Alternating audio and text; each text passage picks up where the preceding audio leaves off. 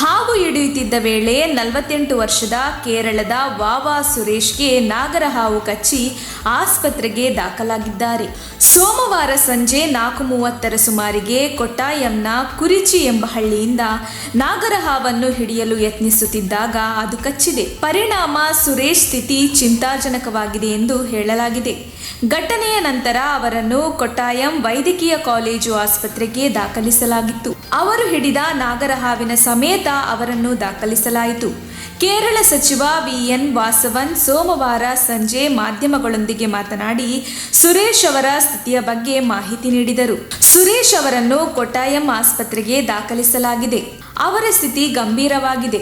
ಅವರಿಗೆ ಎಲ್ಲ ವೈದ್ಯಕೀಯ ಸೌಲಭ್ಯಗಳನ್ನು ಏರ್ಪಡಿಸಲಾಗಿದೆ ಎಂದು ಸಚಿವರು ಹೇಳಿದರು.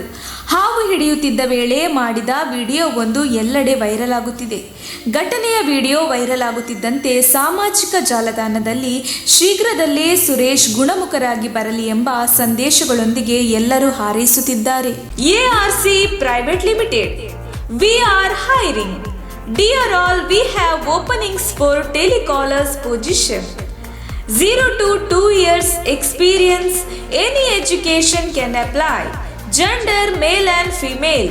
Skills results driven, persistence, time management, customer service, understanding customer needs, prospecting skills, motivation for sales, handles rejection, professionalism and communications.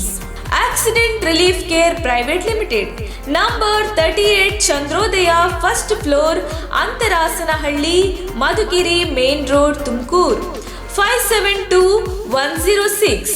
Phone 6366435958, 9606666568. ARC Private Limited, help when you need it most. ನಮ್ಮ ತುಮಕೂರು ಮಾಧ್ಯಮದ ವಿಶೇಷ ಸುದ್ದಿಗಳನ್ನು ನಿರಂತರವಾಗಿ ಪಡೆದುಕೊಳ್ಳಲು channel ಅನ್ನು subscribe ಮಾಡಿ. ಕ್ಷಣ ಕ್ಷಣದ ಸುದ್ದಿಗಳಿಗಾಗಿ www.nammathumakuru.com ಗೆ ಭೇಟಿ ನೀಡಿ.